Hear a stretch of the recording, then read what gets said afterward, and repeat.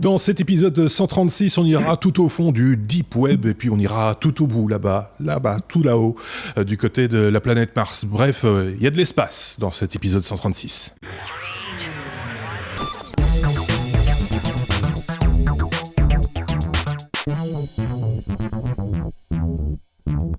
Et pour partager avec vous le fruit de leur recherche et de leur veille technologique, on a de ce côté-ci le retour de Bruno. Salut Bruno. Salut. Et de ce côté-là, le retour de Sébastien, l'autre Sébastien, celui qui a de la barbe et pas de cheveux. Il y en a un qui a des cheveux et pas de barbe. Moi aussi j'ai une barbe. Toi aussi tu as une barbe, mais je parlais de l'autre Sébastien. De l'autre Sébastien. J'ai oublié de suivre la recommandation d'un auditeur qui voulait m'appeler Batman parce que je suis le chauve qui sourit. Voilà, mais comme vous êtes deux chauves... ça va pas nous aider non plus. Donc nous avons deux chauves qui sourient. Voilà. On va parler bien sûr technologie, comme on a l'habitude de le dire. C'est notre revue de presse de la semaine. Donc on ne peut pas parler de tout évidemment parce qu'on n'a peut-être pas tout vu. Et puis tout n'est pas nécessairement intéressant. Donc comme on a un temps limité et qu'on ne va pas encore faire un épisode de plus d'1 heure et demie, on va s'en tenir à vraiment ce que nos deux camarades ont retenu vraiment de l'actualité cette semaine et voire même des fois un petit peu plus. Côté courrier des auditeurs, vous avez été nombreux à nous laisser des messages et ils sont toujours les bienvenus évidemment. On a répondu, je pense, à la majorité d'entre vous, en tout cas quand il y avait des questions qui se posaient. Il y a certaines questions qui nécessitent plus de temps, comme j'ai l'habitude de le dire. Des réponses viendront un petit peu plus tard, soit sous forme de hors-série, soit on vous enverra un mail, un message.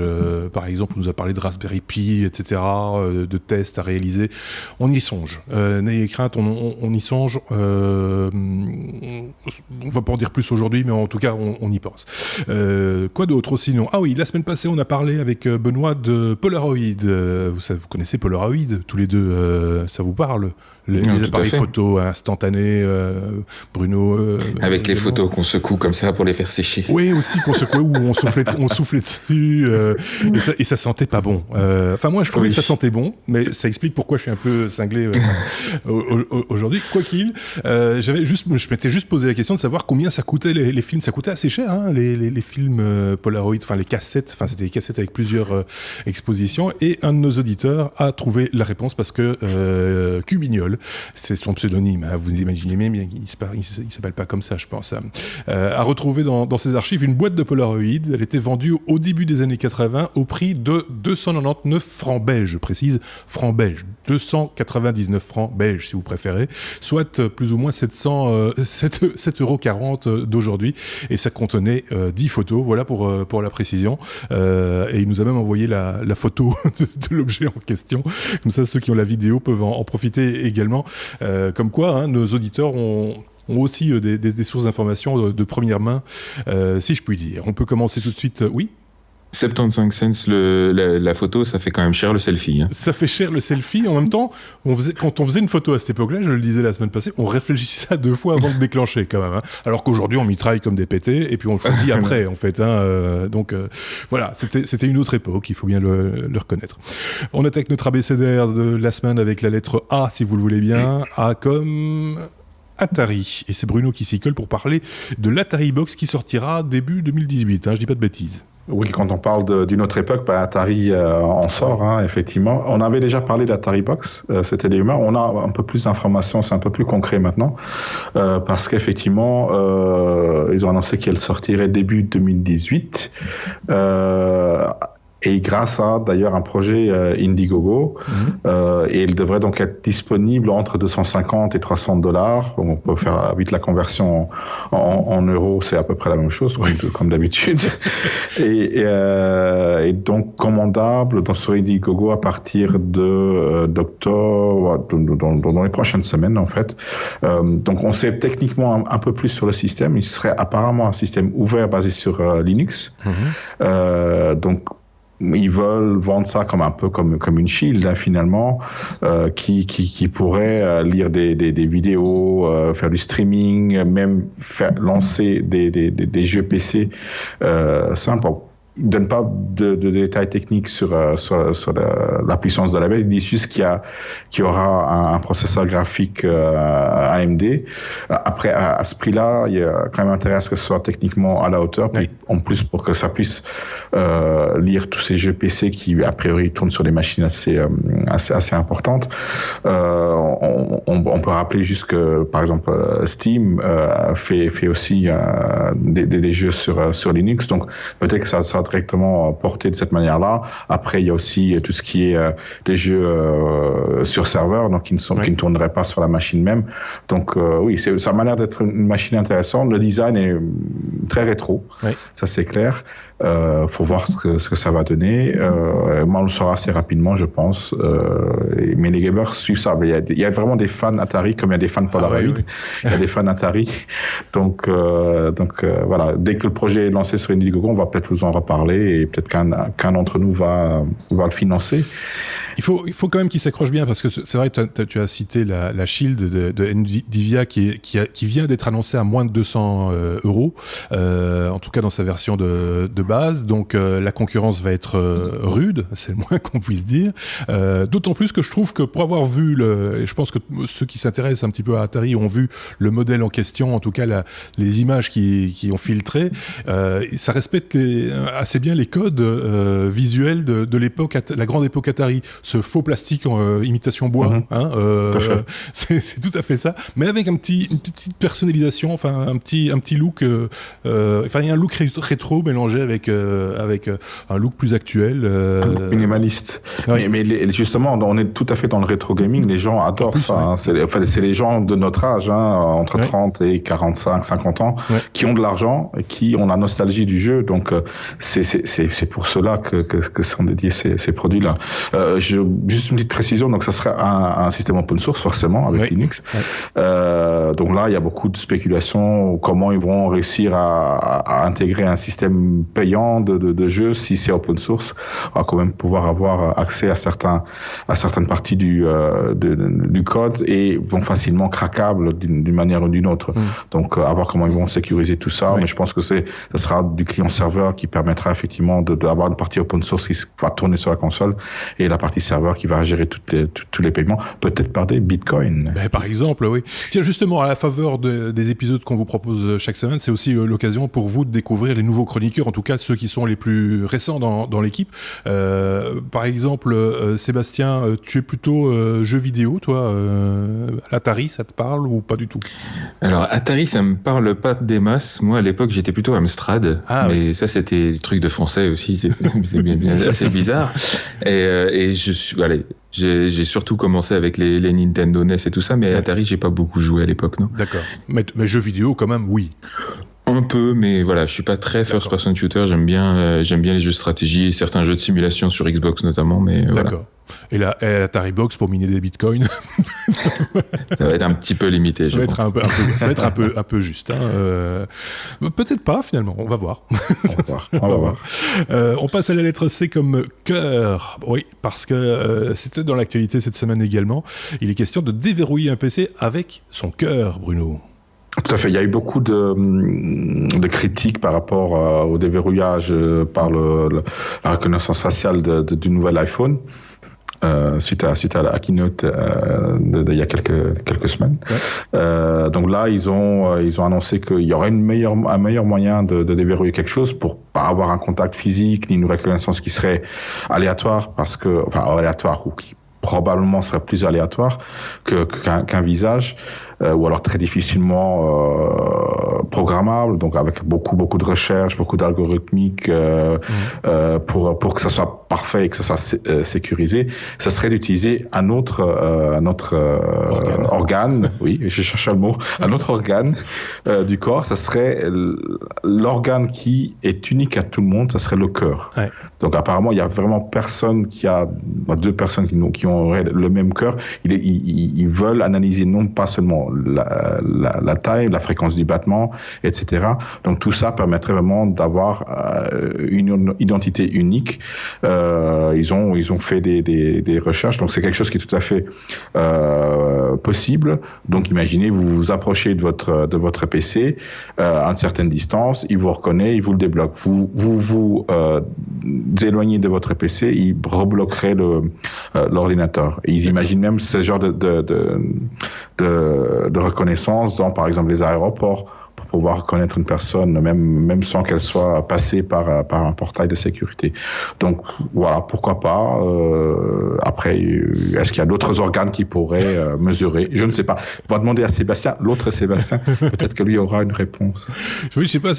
Non, ceci étant dit, juste petite parenthèse, c'est vrai que ça va être beaucoup plus difficile de copier un cœur en fonctionnement que de copier un visage, par exemple. On l'a vu avec la reconnaissance faciale, qu'il y avait moyen, dans certains cas de figure, c'est le cas de le dire, de tromper les systèmes de reconnaissance. Le cœur, c'est quand même déjà un petit peu plus compliqué. Ce qui m'embête un petit peu, c'est le gars qui tout d'un coup fait en tachycardie et essaye d'appeler les secours et peut pas parce que son ordinateur est bloqué. Ça risque aussi de poser des problèmes. Je sais pas, Sébastien, ce que tu en penses. Je sais pas si vous avez déjà testé ça, mais quand vous avez, maintenant que vous avez cette petite Apple Watch par exemple, qui a un petit capteur en permanence, ou si vous avez un Fitbit, c'est pareil. Ouais. Vous regardez, vous analysez un petit peu les graphiques historiques, les jours où vous avez des grosses émotions. J'ai un ami il y a pas longtemps qui m'a montré le graphique du jour de la naissance de son fils, et il peut voir très clairement les moments où par exemple il a dû aller à l'hôpital, le moment où le petit est né, etc.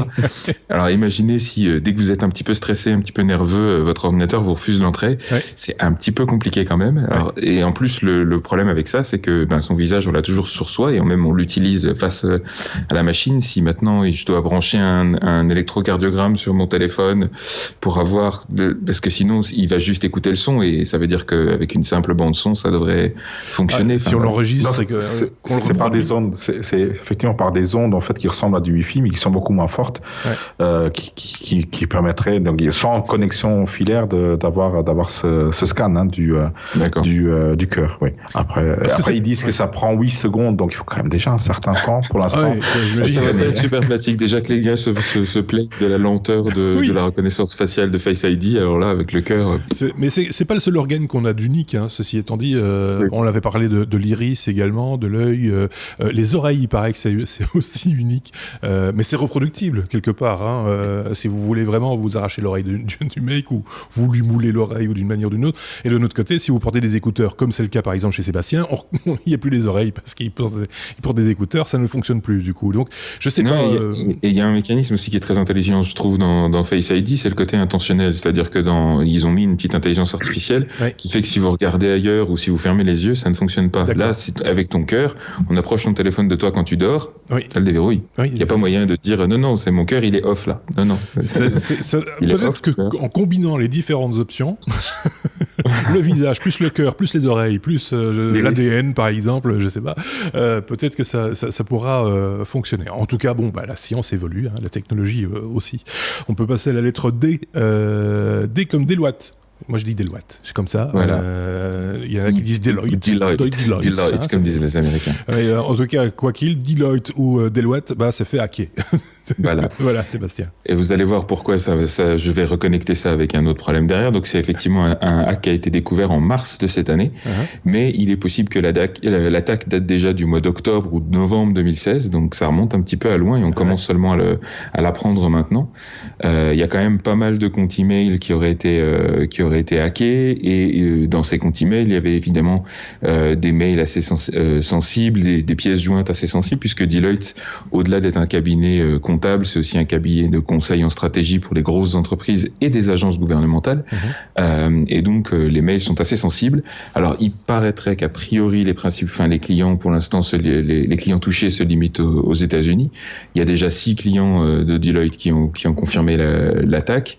Et a priori, le problème serait lié à un compte email administrateur qui n'avait qu'un seul mot de passe et pas de multifactor authentication. Donc, c'est déjà un gros problème pour une boîte qui est censée aussi donner des conseils en sécurité. Donc a priori il y aurait 5 millions de comptes mail qui étaient en danger, même si apparemment le Deloitte a confirmé que la surface d'exposition était plus faible que ça. Moi là où ça me parle, c'est que Deloitte fait partie de ces sociétés de conseil qui sont très actives dans ce que eux appellent de la blockchain, oui. Mais leur forme à eux de blockchain, qui est une blockchain plutôt centralisé, oui, c'est un petit peu antinomique avec les concepts de la blockchain à la base. Ouais. Et là, on voit justement dans un cas de hack comme ça tous les ravages que peut faire la centralisation des données. Ouais. Et imaginez maintenant dans une blockchain centralisée, donc avec un point d'autorisation, un point de contrôle des accès qui est centralisé.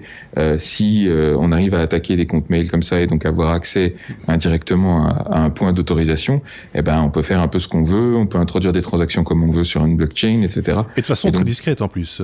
Et de façon très discrète, parce que là, visiblement, ça a pris plusieurs mois, même avant que Deloitte s'en rende compte. Ouais. Et ils sont encore en train d'en tirer les conséquences et d'essayer de comprendre ce qui se passe. Donc voilà. Le problème, c'est que voilà, qui dit centralisation dit point unique d'attaque, ce qu'on appelle le pot de miel pour les hackers. Et il y a toujours un risque. Donc Deloitte prise à son propre jeu. Dans ces cas-là, qui le découvre ? C'est un audit interne, c'est une veille, c'est à l'occasion d'un audit de la part d'un sous-traitant ou que sais-je ? Comment ça se passe ? Alors là, l'article ne le dit pas comment ça a été découvert, d'autant que les informations ont filtré un petit peu au compte-gouttes. Ouais. Mais très vraisemblablement, des clients se sont rendus compte que des informations qui n'avaient été échangées qu'avec Deloitte se sont retrouvées un petit peu dans la nature. Et donc, ils ont commencé à se poser des questions, à retracer l'information. C'est souvent comme ça que ça se passe. Ouais. Et donc, à identifier qu'il y avait eu une fuite de leur côté. Chouette.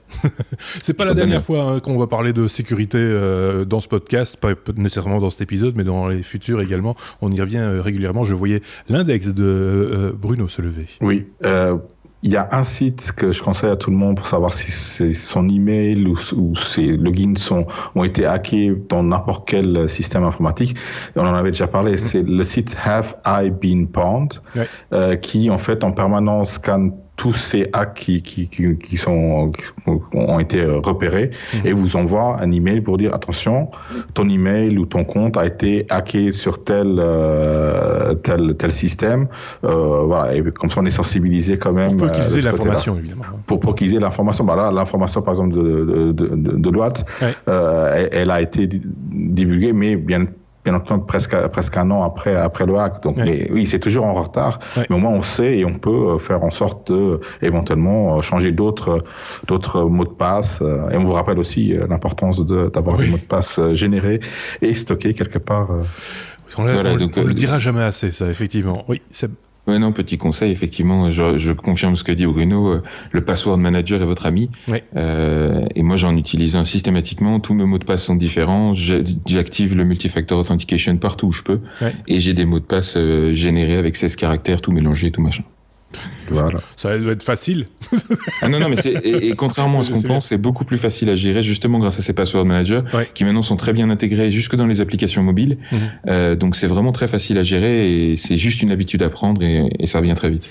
Sinon, il y a la bonne vieille méthode du système mnémotechnique, entre guillemets, qui vous permet de toujours retrouver votre mot de passe, même s'il est complexe, parce que vous avez trouvé la bonne routine. On a déjà expliqué ça dans ce podcast, mais on le répète à chaque fois, parce que c'est vrai que c'est important. Mais il y a encore des gens qui tapent 1, 2, 3, 4. Ou admin. Et puis faire des backups. Et faire des backups. Et c'est important aussi dans ces histoires-là de montrer l'importance de l'email. L'email, c'est votre point faible. À partir du moment où quelqu'un a accès à votre email, il peut faire des resets passwords sur plein de sites. Il récupère, c'est la porte d'entrée favorite des hackers. C'est pour ça que sans doute le seul mot de passe à retenir soi-même, à ne divulguer à personne, etc., c'est celui de votre compte Gmail ou de votre compte mail de manière générique, quoi. Tout ça, c'est toujours de très très bons conseils. On espère que vous allez les suivre.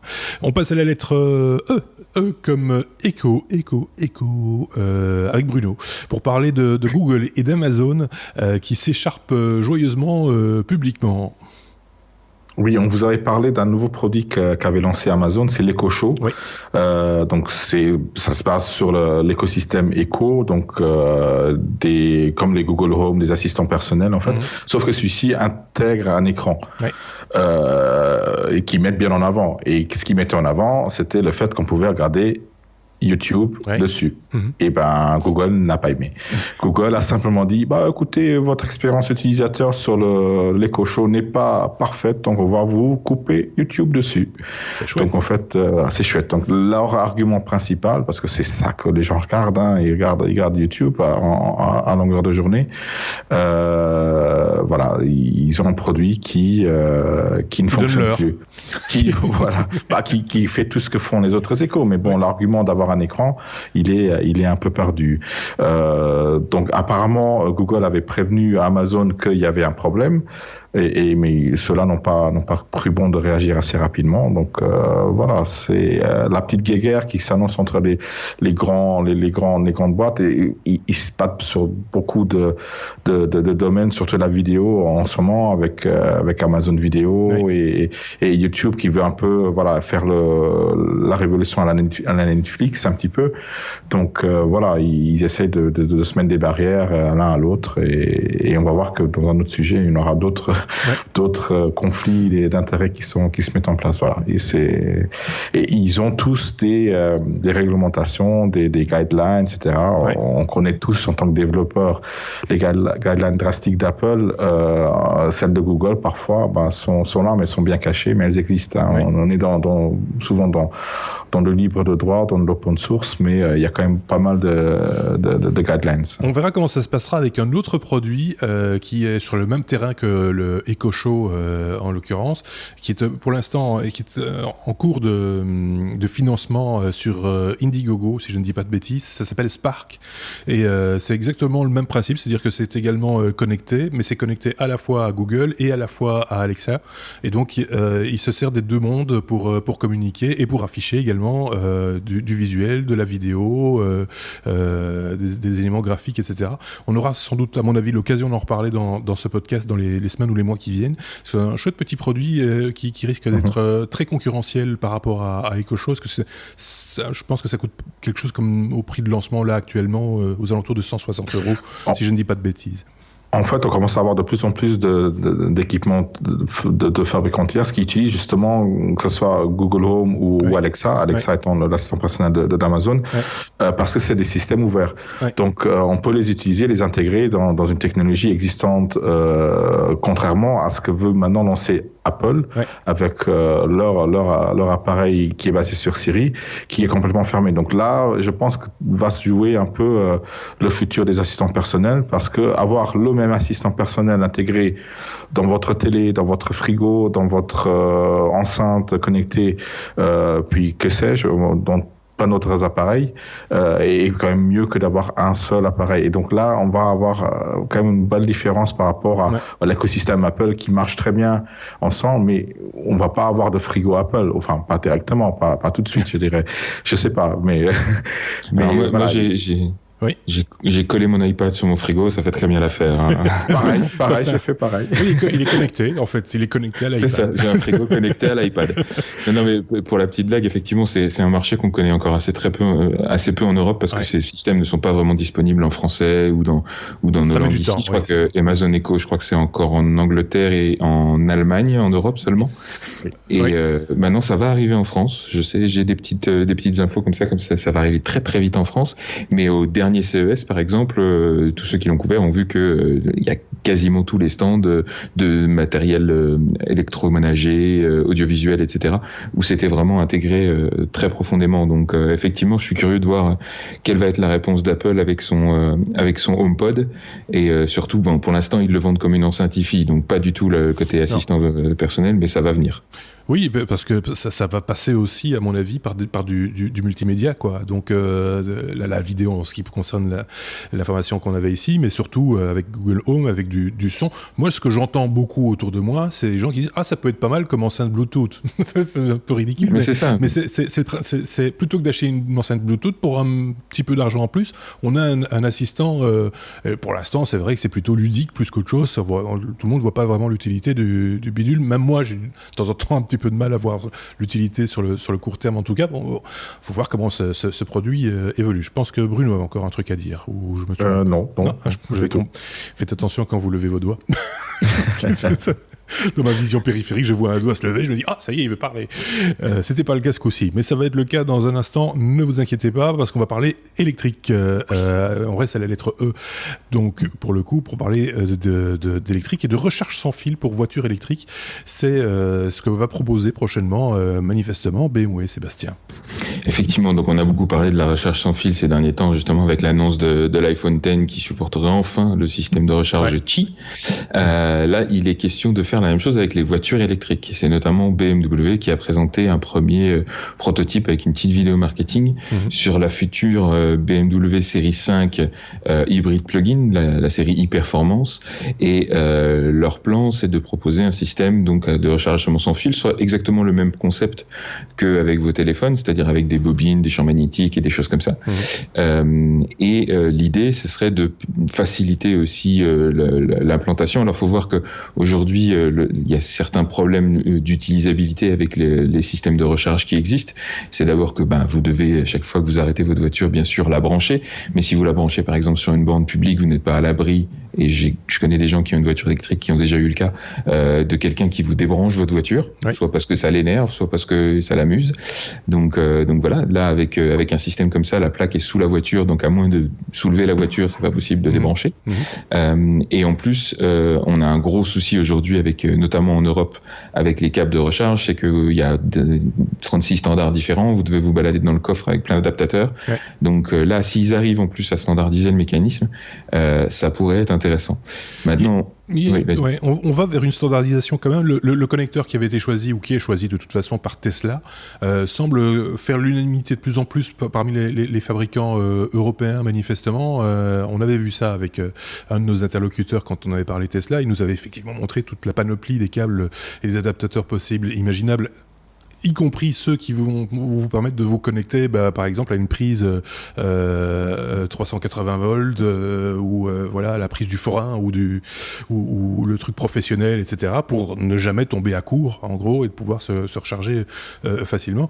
Donc là il y a moyen a priori de trouver un standard qui soit bon pour tout le monde, mais c'est vrai que voilà, c'est un petit peu chacun fait un petit peu la course de son côté, quoi. C'est ça. Et donc, vous arrivez à une situation où on vous dit, voilà, vous pouvez vous acheter une voiture électrique, ne vous inquiétez pas, il y a des réseaux de recharge un peu partout. Sauf que les réseaux de recharge sont pas standardisés et des fois, vous arrivez à une borne, ah oui, il y a du courant, mais je peux pas me brancher dessus. C'est ça, Donc, c'est assez compliqué. Et oui, j'ai oublié aussi un intérêt majeur de cette technologie, enfin, d'une technologie comme celle-là, c'est que dans une optique où, à terme, court, moyen, long terme, ça dépend des visions, les voitures seront complètement autonomes. C'est évidemment un intérêt pour que la voiture puisse se brancher ou en tout cas aller à la recharge tout seul, comme le fait déjà votre tondeuse automatique, etc. C'est un peu ça l'idée. C'est un peu ça l'idée. Maintenant, il y a certaines limitations sur cette technologie-là. Il faut voir qu'ils annoncent déjà un temps de recharge à vide de 3h30, sachant qu'on parle d'une batterie sur là comme sur ces voitures-là, c'est des hybrides plug-in, c'est-à-dire que la batterie sert uniquement dans le trafic, sur des faibles vitesses, etc. Donc c'est une batterie de seulement 9 kWh. D'accord. Donc 3h30 pour recharger 9 kWh. Si je fais une petite règle de 3, pour recharger les 65 kWh d'une Tesla full électrique, on parle de 24 heures quand même. Non, ça va pas être possible. Puis il y a tout l'aspect sécurité. Enfin, il va falloir sécuriser ces moyens également, parce que c'est de la puissance tout de même, rayonner en champ magnétique. Donc il faudrait pas que quelqu'un qui passe au-dessus grille son GSM, par exemple. Ou se grille tout seul. Et en plus, il faut vraiment que la voiture, d'ailleurs il le montre dans la vidéo de BMW, il faut que la voiture soit exactement alignée, puisque les bobines doivent être parfaitement alignées. Donc il y a des petites assistances dans la voiture qui permettent de faciliter ça, mais c'est quand même pas super pratique. Et à noter d'ailleurs que Tesla de son côté a laissé tomber cette possibilité, cette technologie. Eux, ils lui préfèrent une autre approche, qui est ce qu'on appelle le snake charger. Donc concrètement, la voiture s'arrête sur la place de parking et vous avez une espèce de serpent qui est très futuriste, comme ça fait très science-fiction, mais qui vient chercher la prise de la voiture toute seule et vient se brancher dedans. Donc on combine les avantages du bon gros câble avec toute la puissance qu'on peut faire partir dessus, avec le côté automatique de la recharge qui se fait sans que vous ayez besoin d'aller vous-même mettre un câble dans la prise. Oui, la vidéo circule également, ce Cobra. On la mettra en lien. Je pense que j'ai retrouvé la vidéo sur prend son temps pour se connecter, il cherche la prise, elle est où ah non, ça c'est une dame. Voilà, donc voilà. Mais c'est vrai que c'est futuriste. À mon avis, la réalité, à terme, ce sera entre les deux solutions. Quelque part, il y a moyen de trouver quelque chose qui va satisfaire tout le monde et puis qui ira bien avec les différents standards, comme on l'a dit. On reste à eux, comme à moins que Bruno avait un truc. Là, c'était ton doigt. Oui, cette fois-ci, j'ai levé le doigt. Non, c'est juste pour dire ce qui est intéressant de voir, c'est que les grandes marques s'intéressent à chercher des solutions pour faciliter la recharge. Le problème étant le temps de recharge. Moi, ça fait 4 ans que je roule en voiture électrique. Oui, il faut brancher le câble, etc. Mais c'est le temps de recharge, et je le vois avec tous nos appareils, nos engins électriques, les motos électriques, etc.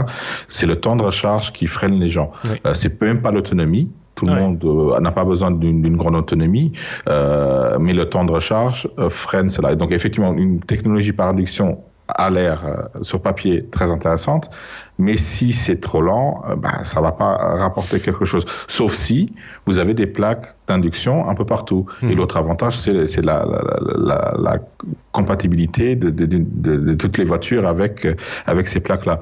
Après, il y avait eu un projet en Angleterre d'avoir des routes qui rechargent les véhicules, les routes à induction. Là, si on est en permanence en train de recharger, finalement, on va avoir tout le temps de l'énergie. Il y a une autre solution, c'est le pantographe. Le pantographe, ça marche très très bien aussi. Ça a été éprouvé dans le passé, si je puis dire. Non, mais c'est vrai, on en arrive là, quelque part, à ce genre de solution. On réinvente un peu l'électricité, si je puis me permettre. Mais c'est vrai que le temps de recharge, et on le voit, on en reparlera d'ailleurs un petit peu plus loin dans ce podcast également, me semble-t-il, c'est le temps de recharge et puis le fait de l'autonomie, ça rentre quand même un petit peu en ligne de compte aussi, parce que finalement, quand on a un véhicule utilitaire, par exemple, on a besoin qu'il roule beaucoup. S'il doit être immobilisé pour être rechargé, c'est du temps perdu qu'on investit un peu à part. Mais l'autonomie, tu peux la résoudre facilement en rajoutant de la batterie. C'est ce que fait Tesla. Tesla met beaucoup de batterie. Bon, après, les gens se posent la question pourquoi c'est aussi cher. C'est les batteries. C'est aussi simple que ça. Plus de la moitié du prix d'une Tesla, c'est les batteries. Oui, c'est ça. Tout à fait. Oui. Moi, j'ai pour pas citer de marque, mais moi j'ai quand même la citer. J'ai une Smart électrique. Elle a une batterie de 17 kWh. Les batteries coûtent 5 000 €. Vous extrapolez, effectivement, pour une Tesla de 90 kWh, ça sera fois 6 pour ce prix-là. Donc, on aura déjà 30-40 000 € de batterie pour une Tesla. Tout à fait calculable. Donc, voilà, nous, ce qu'on a l'habitude de dire aux gens, c'est suivant vos besoins, achetez l'engin qui vous satisfait le mieux. Il y avait une autre solution aussi, je pense que je me demande si c'est pas Renault qui l'avait évoqué, c'était la possibilité de changer la batterie, d'arriver quelque part, de virer la batterie usagée, d'en prendre une autre. C'est plutôt une bonne idée aussi. C'est un peu le principe des chevaux à l'époque. Tesla Tesla avait proposé un prototype et il s'était rendu compte qu'en fait économiquement c'était pas viable parce que construire ces stations motorisées pour swapper les batteries c'était incroyablement cher, sans parler des coûts associés à la gestion du stock de batteries, puisque du coup vous avez un gros stock de batteries qui est en charge permanente et un tout petit stock de batteries qui circule. Donc c'était économiquement pas viable. D'ailleurs il y a une boîte qui s'est cassée les dents là-dessus, une boîte australienne qui s'appelait Better World ou Better Place, qui avait proposé ce système-là en partenariat avec Renault justement. Ils avaient commencé à construire des stations en Israël et ça n'avait pas marché du tout. Et la boîte a tanké vite fait. Donc, Oui, je vois de nouveau le bruit. Tesla, justement, c'est une news qui est passée cette semaine aussi. On l'a peut-être pas précisé, mais Tesla a relancé ce projet de batterie amovible, donc ils y croient toujours. Voilà. Peut-être justement dans le véhicule utilitaire, comme je le disais, où tu as besoin d'avoir ton charroi qui roule quasiment en permanence pour l'amortir. Et finalement, si c'est d'avoir 2 jeux de batterie pour le même véhicule, si ça suffit, entre guillemets, pour avoir c'est beaucoup plus... c'est mieux géré, quoi, quelque part, que effectivement pour les particuliers de leur changer leur batterie chaque fois qu'ils s'arrêtent quelque part.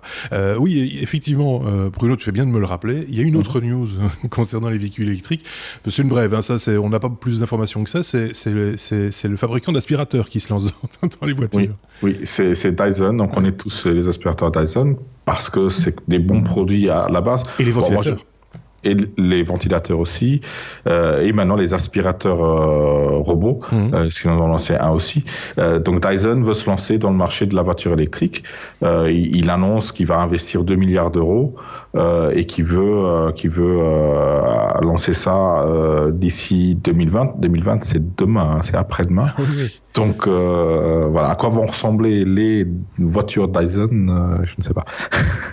Elles seront transparentes, on pourra voir ce qui se passe à l'intérieur. Ça serait intéressant. Ça pourrait être ludique et très instructif en même temps. Non, mais en même temps, voilà, on voit qu'il y a vraiment une volonté d'aller vers l'électrique. Oui. Et que les grandes marques ou ceux qui ont de l'argent les industriels, s'y mettent. Hein. Donc voilà, je dis, on est vraiment au bord d'une révolution et c'est le temps de charge qui va faire la différence, la technologie de batterie, voilà, tout ça va exploser dans les 5-6 ans à venir, je pense. Sébastien ? Ils nous ont fait des ventilateurs sans hélice, ils vont nous faire les voitures sans roues. Peut-être, oui. Sur coussin d'air, peut-être. Voilà, c'est ça. Manifestement, ils maîtrisent très bien. Maîtrisent très bien le vent. Enfin, ce type de vent, je veux dire. On peut passer à la lettre G comme Google, Sébastien, puisque Google permettrait d'accepter des paiements par Bitcoin. On le sait bien, les Bitcoins et la crypto-monnaie, c'est ton dada. Et tout à fait. Et donc attention, ça ne veut pas dire que Google va se mettre à accepter eux-mêmes des paiements en Bitcoin, par exemple sur le Play Store, etc. Ça veut dire qu'en fait Google a annoncé, enfin ils ont lancé, je crois, milieu de cette année, une nouvelle API qui facilite l'intégration des paiements, notamment dans des sites web et dans des applications mobiles. Et maintenant, dans cette nouvelle API qui s'appelle la Google Payment Request API, ils ont intégré la possibilité d'accepter des paiements en Bitcoin. Donc ça veut dire que concrètement, vous allez pouvoir vendre des choses sur un site web ou sur une application mobile en échange de Bitcoin. Donc ça va permettre à des développeurs d'accepter ces paiements et ça va probablement populariser encore un peu plus cette monnaie en lui donnant une valeur un peu plus concrète, parce qu'aujourd'hui ce qu'on reproche souvent au Bitcoin, c'est d'être une monnaie essentiellement spéculative, qui ne sert pas vraiment à acheter des vraies choses, et si ce n'est éventuellement payer pour de l'hébergement, des VPN ou des noms de domaine. Ici, voilà, on pourrait éventuellement payer aussi des biens culturels, des jeux, des livres et pourquoi pas aussi des produits en ligne. Ce qui serait assez logique, hein, tout compte fait. Ce qui serait assez logique, maintenant, qui pose quand même des questions juridiques assez intéressantes. Faut savoir que aujourd'hui, il n'y a pas beaucoup de juridictions où une société peut avoir un compte en Bitcoin et notamment transformer facilement des Bitcoins en monnaie fiat et inversement. À ma connaissance, il y a surtout la Californie, un petit canton en Suisse, le canton de Zug, et Singapour. Mais voilà, c'est pas quelque chose qui est tout à fait commun, parce que d'une façon générale, les administrations n'aiment pas trop ça, parce que ça peut faciliter la fraude fiscale. Est-ce qu'au Canada, il n'y avait pas aussi des distributeurs qui te permettaient de convertir tes bitcoins en argent, en dollars canadiens, il me semble? Effectivement, il y a eu des distributeurs, et même en Europe, ça s'est fait. Et puis, je connais un peu le développeur qui avait fait ça et qui avait fini par ne plus avoir de partenariat avec la banque qui lui permettait de faire ça. Et donc, il avait dû retirer ses DAB de la circulation. Donc il y a encore des questions juridiques, je trouve, qui se posent avec ça. D'ailleurs, si parmi nos auditeurs il y a des experts comptables fiscaux qui savent comment ça peut être traité dans une société, ça serait intéressant aussi d'avoir ces feedbacks là. Et j'irais jusqu'à dire qu'ils n'ont pas d'a priori. Oui, c'est ça aussi, parce que forcément aujourd'hui il y a très peu de gens qui maîtrisent ce genre de choses là. Et c'est des questions qui se posent vraiment, parce qu'il y a forcément, avec la blockchain qui se popularise et avec ces monnaies là qui deviennent de plus en plus communes, se pose la question de la conformité avec les lois en vigueur. En effet, on peut passer à la lettre I comme iPhone, pour une fois que c'est pas la lettre A comme Apple. Hein. Voilà. Sébastien, on va parler de... c'est pas la première fois que ça se produit, mais c'est vrai que c'est toujours un peu bluffant quand même. C'est un réalisateur qui tourne un court-métrage avec un iPhone. Et un réalisateur et pas des moindres, puisqu'il s'agit de Zack Snyder, le réalisateur entre autres de 300, de Man of Steel, de Watchmen, de Justice League, enfin des gros blockbusters, et qui vient il y a quelques semaines de ça, a tourné un petit court-métrage de 4 minutes, hein, c'est pas non plus un film complet, mais un court-métrage de 4 minutes, il a tourné ça en un week-end, et il l'a publié assez rapidement sur les réseaux sociaux, notamment sur son compte Twitter et sur une obscure plateforme Vero, Vero, je crois que ça s'appelle, plateforme de vidéo. Et j'ai regardé le film tout à l'heure et c'est quand même assez intéressant, assez bluffant d'un point de vue esthétique. Le travail de la lumière est assez hallucinant. Ben voilà, c'est Zack Snyder, on reconnaît sa patte, des couleurs assez insaturées comme ça, c'est très joli. En plus, c'est un film muet, ce qui est intéressant aussi d'un point de vue artistique. Et par contre, avec un son travaillé, mais d'une qualité très très riche comme ça. Et l'histoire est vraiment assez belle. Il a utilisé donc uniquement l'iPhone pour tourner ça. Alors comme tu le disais, c'est pas la première fois que ça arrive. En 2015, il y avait Sean Baker qui avait fait quelque chose. Il y a Apple qui a commandé à Michel Gondry un petit court-métrage aussi. Qui était très bien d'ailleurs. Voilà. Et on sait depuis cet été que Steven Soderbergh s'y est essayé aussi. Alors lui, par contre, on n'a pas vu son film. On sait qu'il l'a tourné, mais c'est encore en production. Donc le film s'appelle Unsane et il devrait être publié dans les prochains mois. Des fois, on a des doutes sur l'accessoirisation de l'iPhone parce que c'est vrai qu'on peut rajouter des optiques. On peut chipoter aussi autour d'un iPhone et que finalement, il ne reste plus grand-chose de l'iPhone en bout de course. Mais par contre, j'avais vu le making-of du film de Gondry et il avait très très peu accessoirisé, mis à part un gimbal, donc un stabilisateur pour c'est ça. Par contre, en post-production, ils avaient quand même méchamment retravaillé la colorimétrie, etc. Ce qui se fait pour tous les films, même avec des grosses caméras RED et des choses du genre. Donc on est dans le même cas de figure. Mais tout ça pour dire que c'est pas nécessairement donné à tout le monde, à monsieur et madame tout le monde de réaliser son court-métrage juste avec un iPhone. Il faut des fois des compétences et un peu d'outillage qui va autour. Et là, en l'occurrence, on voit que il y a quelques images qui ont fuité du tournage et on voit qu'il utilise. Alors, on voit pas s'il utilise vraiment des optiques additionnelles, etc. Mais on est sûr qu'il utilise effectivement un stabilisateur, notamment le DJI Osmo, là, petit gimbal très très pratique. Et donc, effectivement, c'est indispensable quand on fait ce genre de tournage.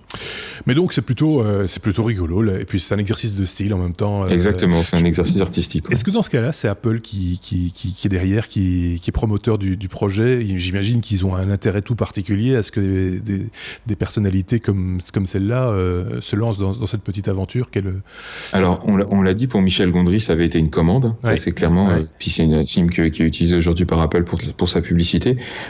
Pour le cas de Zack Snyder, a priori, c'est pas confirmé. Donc pas sûr, quoi. C'est pas sûr. Voilà.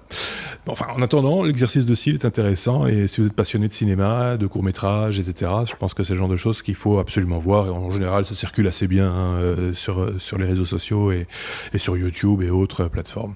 On en a été à la lettre I comme iPhone. On peut passer à la lettre L comme Levi's, les fringues. Je dis pas de bêtises, Bruno, parce que les fringues connectées, ça existe aussi. Voilà, effectivement, et c'est Levi Strauss qui s'y met. On rappelle que c'est eux qui ont inventé le jeans il y a 140 ans. D'ailleurs, c'est un peu pour fêter cet anniversaire-là qu'ils sont réunis avec Google, encore eux, pour lancer une veste en jean connectée. Pas connectée simplement comme ça, mais qui est en fait tactile. On peut faire glisser son doigt et passer sur son téléphone à la prochaine chanson ou avoir une répétition du système de navigation. Il faut dire qu'il pense cet objet-là surtout pour les cyclistes. D'accord. Après, il faudra qu'ils pensent peut-être qu'en Belgique et dans nos contrées, il pleut un peu. Donc, le jean, c'est peut-être pas ce qu'il y a de mieux. Mais bon, c'est des Américains, des Californiens, ne connaissent pas la pluie. Et les cyclistes, apparemment, ils roulent en veste en jeans en Californie. Mais une veste en jeans à $350 aussi. Donc, faut avoir un petit budget. Faut déjà être très connecté, avoir un budget et avoir du soleil. On se moque, mais c'est intéressant, effectivement, point de vue sécurité. Un cycliste ou quelqu'un qui utilise un moyen de transport quelconque, ne pas avoir les yeux rivés sur son téléphone ou même sur sa montre connectée, c'est quand même plus intéressant. Après, ce n'est pas vraiment le fait de détourner son regard qui est un problème, c'est le fait de se concentrer sur quelque chose d'autre que la route. Donc là, le problème serait quand même pas résolu à 100%. N'empêche que c'est quand même intéressant et tous les geeks californiens vont s'y ruer. Oui, c'est certain. Mais bon, c'est plus un effet d'annonce pour l'anniversaire que réellement une technologie utilisables ou utilisées. Il y en a d'autres beaucoup plus performantes en matière de textile qui existent. J'avais lu un article sur des t-shirts qui calculent les battements de cœur. On parlait du cœur là tantôt, ça pourrait être un accessoire utile. Enfin, des choses qui sont vraiment plus évoluées que simplement une veste qui vous permet de commander un smartphone, quoi. En gros, c'est un peu ça l'idée. Je résume très fort. Ça, ouais. En gros, c'est ça. Mais d'avoir cette connectique entre devices, c'est quand même assez intéressant. Ça nous plaît à nous, les technos. Oui, bien sûr. Voilà. Et puis on ira l'essayer en Californie. Il faut juste pas qu'il fasse trop chaud parce que le jeans quand même on transpire vite. On est difficile. On est des geeks difficiles. On passe à la lettre M comme mobilité, mais ça aurait pu être à la lettre E comme électrique également. Bruno, c'est l'annonce qu'a fait le EasyJet, qui est une compagnie aérienne. Cela dit, qui n'est pas un fabricant d'avions, qui dévoile son avion électrique. Et là aussi, on est un petit peu dans l'effet d'annonce, si je ne puis me permettre. Oui, c'est un effet d'annonce, mais à nouveau, ça montre un peu la volonté qu'on a d'aller vers l'électrique, avec un vrai raisonnement sensé. Beaucoup de gens vont dire oui, ils ont annoncé un appareil qui pourra effectuer des trajets de 530 km. Ça n'a pas l'air d'être beaucoup, mais c'est quand même pour EasyJet plus de 20% des vols qui pratiquent. Donc des vols comme Londres-Paris, Londres-Amsterdam, Belfast-Londres, 20%, c'est pas rien. Dans les vols européens, il paraît que c'est même 20% de l'ensemble des vols européens, pas que pour EasyJet. C'est exactement, des distances inférieures à 500 km. Tout à fait. Donc si sur 20%, ils peuvent... j'allais dire rouler. Non, s'ils peuvent voler en électrique, parce qu'il y a pas mal d'avantages à avoir des avions électriques, c'est la consommation. Bien sûr. Après, on aura le problème du temps de recharge, mais on pourra solutionner cela par des batteries amovibles. Oui. Et là, les moyens ne manquent pas à ce genre de compagnie, du moment qu'économiquement ça soit portable. C'est au niveau de la maintenance. Il ne faut pas oublier qu'un grand coût au niveau de l'aéronautique, c'est la maintenance des avions et des réacteurs. Ici, ce sera de l'électrique, donc il y a beaucoup moins de pièces qui seront cassables. Et il y a l'aspect bruit, parce que nuisance sonore, qui est un gros souci de nos jours. On a de plus en plus de vols. Quand on est à proximité de grands aéroports, c'est simplement impossible. Et là, ça serait un atout aussi. Après, il y a l'effet marketing, l'effet d'annonce, bien entendu. Ça leur donne un avantage sur les autres. Par contre, c'est pas les premiers à avoir annoncé cela et avoir fait des prototypes. Il y avait Airbus qui avait retiré, déjà qui s'est retiré, mais voilà, il faut y mettre les moyens, il faut y croire, et puis si beaucoup y croient, ça peut aller de l'avant. Pourquoi on investit dans les voitures, dans les trucks, dans les semi-remorques comme Tesla? Eux prouvent que ça peut marcher, même si c'est des produits chers.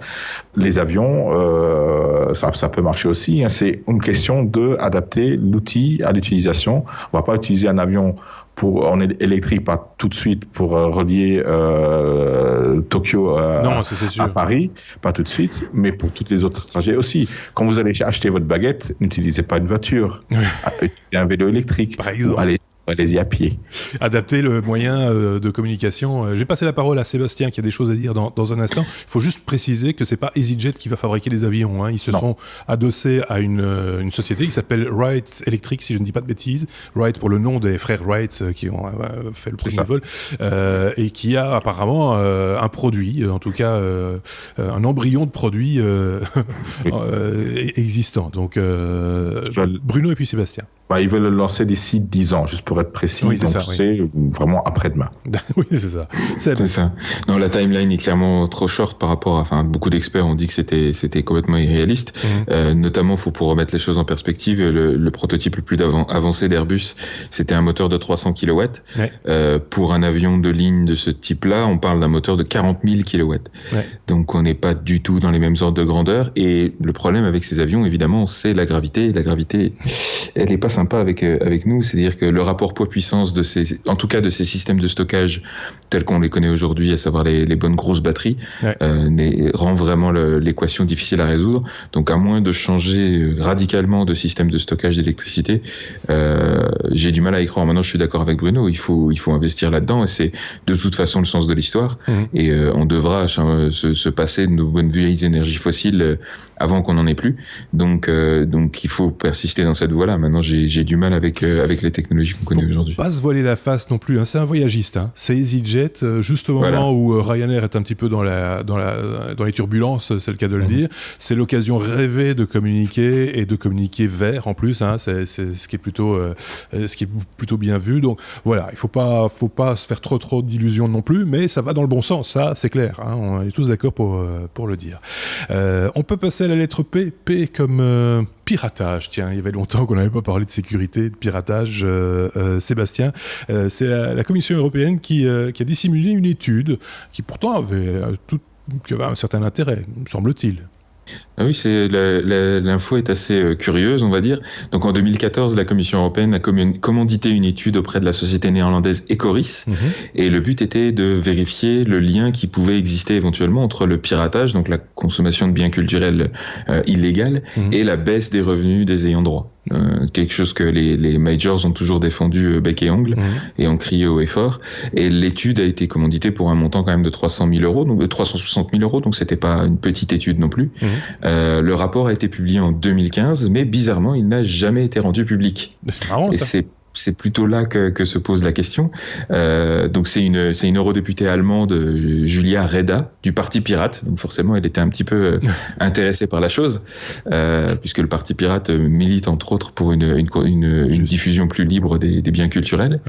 Et donc elle a redécouvert ce rapport qui, au passage, pour la petite histoire, a été non seulement enterré, mais dont le contenu a été purement et simplement remplacé par un autre rapport écrit par les services de la Commission européenne eux-mêmes. C'est marrant, ça.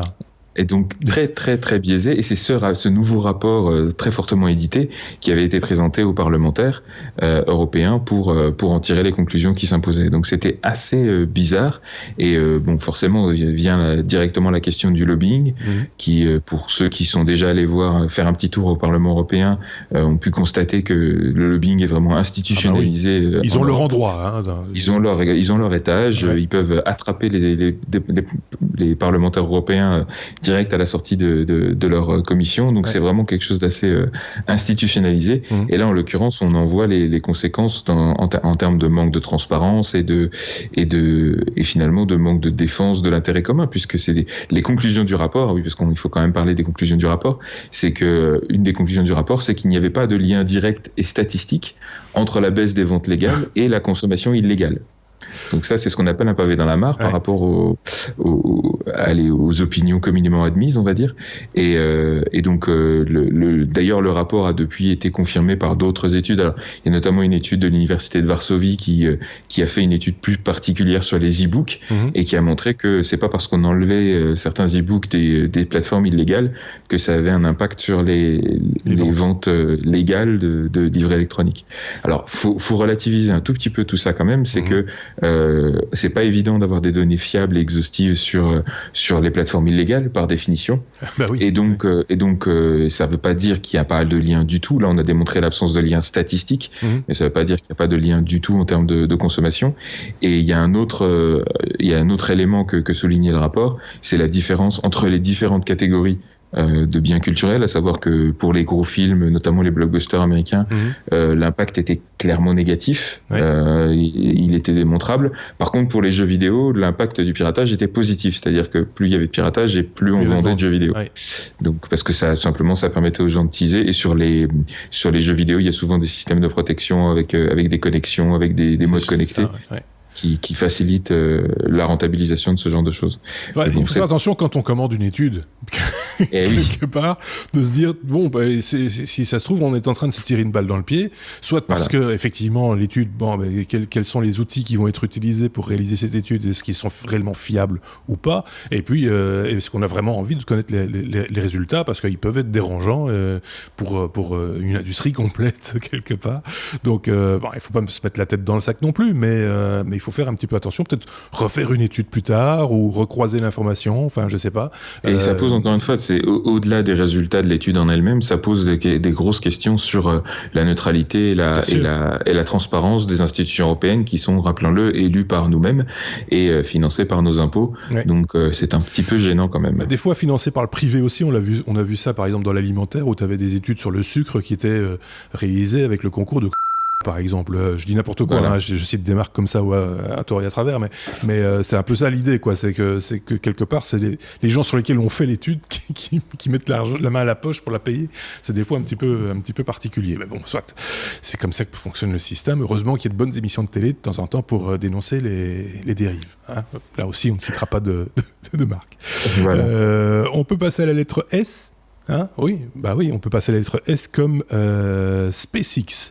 Et on va prendre la destination de l'espace intersidéral avec Sébastien, puisqu'on va parler d'Elon Musk qui détaille son plan mise à jour, parce que de temps en temps il fait des mises à jour dans ses plans, pour aller sur la planète rouge. Voilà, donc Elon Musk avait présenté l'année dernière déjà à Mexico au Congrès international d'astronautique la première version de son plan pour aller sur Mars, qui était déjà très ambitieuse, qui présentait des idées assez intéressantes. Alors certains diront que aucune idée n'était vraiment originale, il avait piqué un petit peu à droite à gauche, mais toujours est-il que c'était la première fois qu'on proposer un plan aussi ambitieux, puisque là il n'était pas question d'envoyer une petite équipe de 6 personnes sur Mars. Non, lui il voulait envoyer toute une colonie, voilà, avec un vaisseau qui pouvait supporter jusqu'à 100 personnes par voyage, et surtout des possibilités de retour, ce qui n'était pas toujours envisageable. Donc voilà, c'était déjà un plan assez ambitieux. Et là demain il y a donc je dis demain, on tourne ça le 28, donc c'est le 29 septembre pour ceux qui écouteront ce podcast très tôt vendredi matin. Il y a il y a de nouveau cette conférence, ce congrès international d'astronautique qui a lieu à Adélaïde en Australie cette année, et Elon Musk va présenter son plan mise à jour. Donc normalement ce sera live streamé, donc le 29 septembre à 6h30. Vous pourrez vous connecter normalement sur ce site pour voir un petit peu la présentation d'Elon Musk, qui devrait présenter un plan mise à jour effectivement, et un plan revu à la baisse en termes d'échelle, puisque une des principales critiques qu'on avait formulées par rapport à son plan de l'année dernière, c'est que c'était un peu trop ambitieux, et notamment en termes de délai, de temps. Il prévoyait d'envoyer déjà une première mission habitée en 2024, ce qui est effectivement littéralement après-demain, et tout ça avec un véhicule qui aurait probablement coûté quelques milliards à financer. D'accord. Donc là il parle d'un véhicule beaucoup plus petit. Tout ça bien sûr c'est de la spéculation à ce stade, on n'a pas de données exactes, mais on a des indications par rapport à des choses qu'il a publiées déjà sur les réseaux sociaux. On parlerait d'un véhicule plus petit, plus utilisable à d'autres usages, parce que celui-là était vraiment dédié que pour Mars, ce qui le rend difficile à rentabiliser du coup. Donc un véhicule plus petit serait utilisable pour d'autres missions, y compris des missions vers la Lune, ce qui est plus en accord, on va dire, avec les nouveaux objectifs définis par l'administration Trump, notamment, qui a fort envie de retourner plutôt sur la Lune avant d'aller sur Mars. Et donc, ce serait un bon moyen pour SpaceX aussi d'aller chercher des fonds auprès de la NASA. Ceci dit, on peut peut-être se satisfaire d'un confort plus que spartiate pour faire un vol de 4 jours aller, 4 jours retour pour aller sur la Lune. Par contre, près d'1 an pour aller sur Mars, là, il faut quand même un minimum de confort et d'espace. Les estimations avec les moteurs, la puissance des moteurs et les véhicules qui sont envisagés pour l'instant sont de l'ordre de 6 mois à 8 mois dans le cas idéal. Ça dépend du chemin qu'on prend, voilà, c'est un peu ça l'idée. Mais effectivement, par contre, il reste un autre problème qui n'a pas du tout été évoqué jusqu'à présent, en tout cas par SpaceX, c'est que c'est bien beau d'y emmener des gens, mais ils vont rester sur place jusqu'à la prochaine fenêtre de tir qui va revenir dans l'autre sens, et il faut qu'ils résistent aux conditions sur place qui sont assez draconiennes. Il faut bien dire, pour l'instant on n'a envoyé que des robots qui se prennent des radiations dans la tête de manière assez violente, parce qu'il n'y a pas d'atmosphère, l'atmosphère est très faible, il n'y a pas de couche d'ozone comme sur Terre pour nous protéger des rayonnements solaires, donc il y a des choses assez violentes sur place, et ça pour l'instant Elon Musk a juste balayé ça d'un revers de la main en disant nous on se concentre sur envoyer des gens là-bas, on va laisser d'autres boîtes s'occuper de comment on les maintient en vie sur place. Oui, et comment on les ramène et comment on va les soigner de leur cancer une fois qu'ils seront revenus. Exactement. Parce que c'est ça aussi, quelque part, la problématique. Il y a eu un très bon documentaire en plusieurs parties qui avait été diffusé il y a quelques années sur Arte. Je sais pas, à mon avis, tu avais dû le voir, c'était un peu docu-fiction, mais bien foutu, où tout ça a été très très bien expliqué. Ça avait été fait avec des scénaristes, mais aussi avec des gens qui s'y connaissent et qui ont réfléchi sur la manière de voyager vers Mars. Et si vous retombez dessus, je vous le conseille vraiment, parce que c'était vraiment bien fait. On passe à la lettre, on est toujours à la lettre S, mais cette fois comme Siri, Bruno, pour parler de Siri qui quitte le moteur de recherche de Microsoft. Oui, effectivement, c'était une annonce qui va peut-être surprendre ou pas, effectivement. Donc, Siri dans iOS et Spotlight sur Mac ne va plus utiliser Bing, donc le système de Microsoft, mais va passer à Google. Donc, pas en totalité, parce qu'il va encore utiliser le système de Microsoft pour ce qui est de recherche photo, et pour la recherche normale, ça va passer sous Google. Donc là, il y a une petite guerre entre Apple et Google, mais au moteur de recherche, ça c'est clair, c'est Google qui paye, qui passe à la caisse pour être sur ces devices-là, et Microsoft, il est éjecté, et ils ont peut-être pas eu le portefeuille assez grand ou des conflits d'intérêts avec Apple. Donc voilà, c'est Google qui a gagné, quoi. Il faut voir si les résultats étaient pertinents aussi. C'est ça. Ouais, après, voilà, ça c'est des affinités que certaines personnes ont par rapport à Google ou Bing. Moi aussi, je suis un utilisateur de moteur de recherche de Google. Il n'y a pas photo à mes yeux. Mais là, on parle de contrats, parce que c'est vraiment des contrats bien plusieurs chers, milliards de dollars par an. De plus de 3 milliards de dollars. Pour être sur iPhone et sur iPad dans Safari. Ça, c'est des chiffres connus. On connaît pas maintenant le chiffre pour l'utilisation de Siri et Spotlight, mais on peut imaginer que c'est la même chose, voire plus. Donc voilà. Après, il faut pas oublier que Google vit de ça, vit des revenus publicitaires. Donc c'est dans l'intérêt qu'il soit intégré au maximum dans les produits Apple et dans tous les autres produits. Ils sont déjà intégrés dans tous les autres produits Android. Donc voilà, là ils ont un peu le monopole de la recherche et des revenus publicitaires associés à ces recherches-là. Donc voilà. Non, c'est clair qu'il y a un marché là derrière qui... de temps en temps c'est Bing, de temps en temps c'est Google, ça dépend un petit peu. Hein. Ça passe de l'un à l'autre. Non, c'est régulier, quoi. On voit régulièrement des résultats Bing. Et c'est à mettre aussi en relation avec les développements qui sont très certainement très actifs chez Apple en ce moment. Quand on parlait tout à l'heure du HomePod. Pour l'instant, ils le vendent comme une enceinte connectée, probablement parce que leur Siri est pas à la hauteur des Amazon Echo et des Google Home.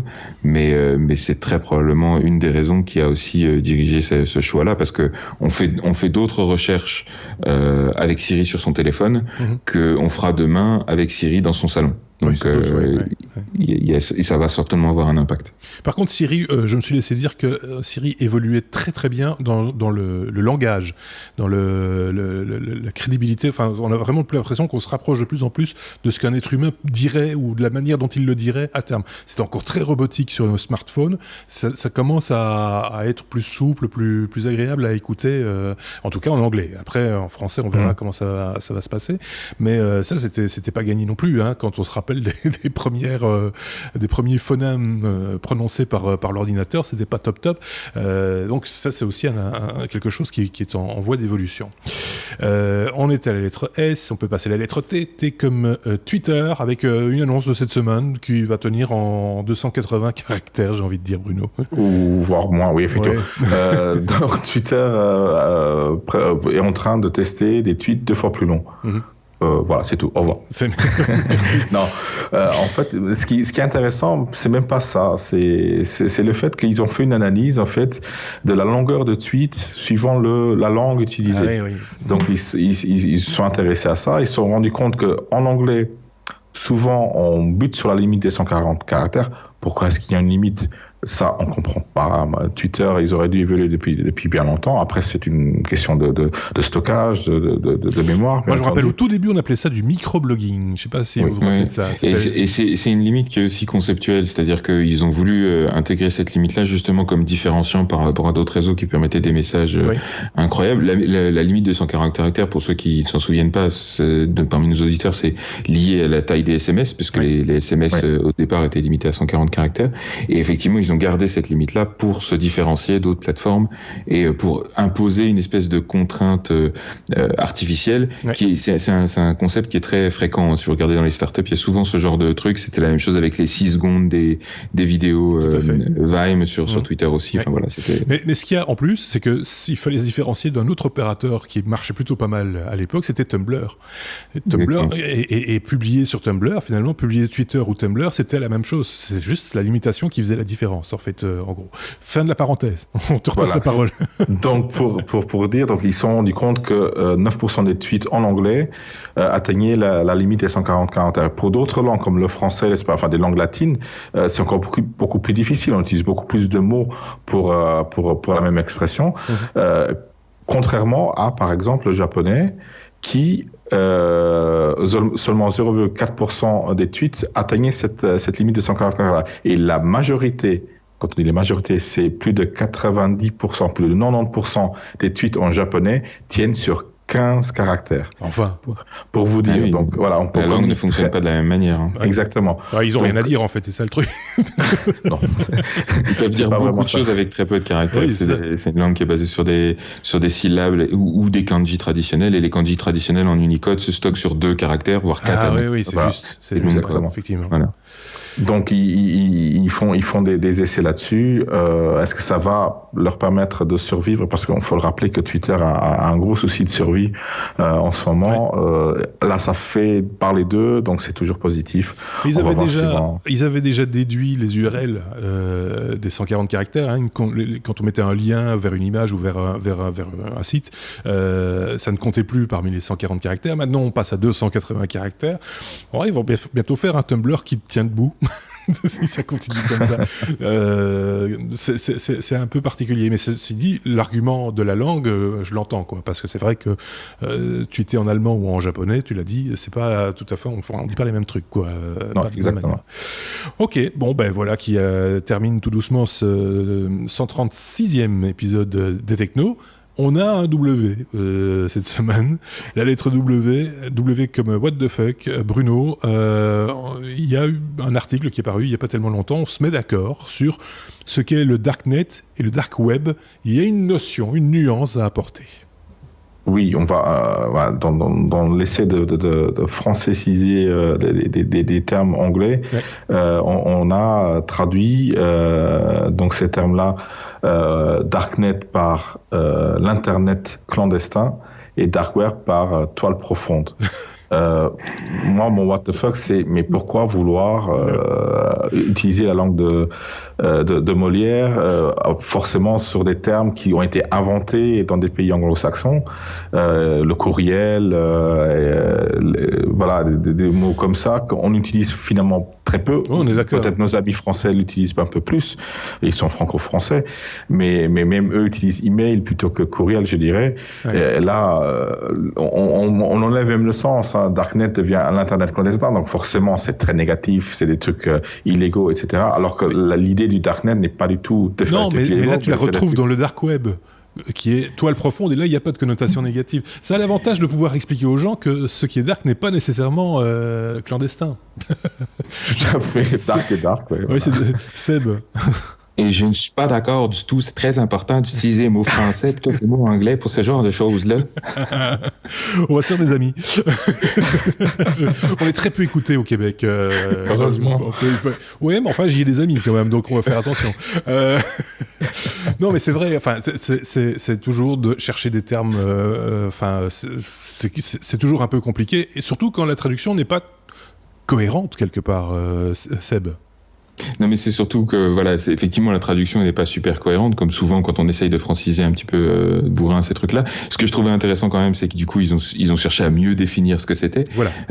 Même si bon, on sait très bien que ce genre de choses, c'est la petite Madeleine de Proust du journaliste sensationnaliste qui va aller chercher à nous expliquer notamment que le Bitcoin sert à vendre de la drogue sur le dark web.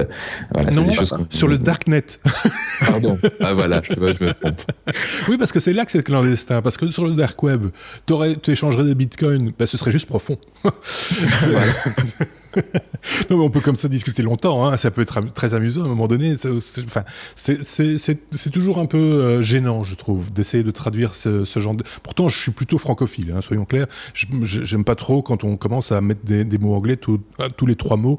C'est pas toujours nécessaire, c'est pas toujours utile, et ça ne facilite pas toujours la compréhension des choses non plus. Mais par contre, là, franchement, Bruno, pour conclure peut-être. Moi, je suis pour l'utilisation de l'espéranto. Alors, ceux qui ne connaissent pas, faites des recherches. Espéranto, c'est une langue qui a été inventée pour que tout le monde la comprenne. J'en ai encore parlé aujourd'hui avec des clients. Ils étaient trop jeunes pour comprendre, pour savoir ce que c'était. Donc, il y a encore des clubs. Hein. Je pense qu'il y a encore des clubs d'espéranto qui se réunissent. Ils se racontent des blagues entre eux, mais il n'y a qu'eux qui comprennent parce que c'est un mélange effectivement de langues plutôt latines, je pense d'ailleurs l'espéranto. Hein. C'est plutôt latin. Oui. Ça a été inventé par un espagnol, donc voilà. C'est plutôt inspiré de l'espagnol. Et moi, je milite pour la généralisation du Klingon personnellement, mais bon, personne ne suit. Oui, j'allais le dire. Il y a une actu pour le Klingon, je pense. J'en ai une. Il y a une nouvelle série Star Trek Discovery.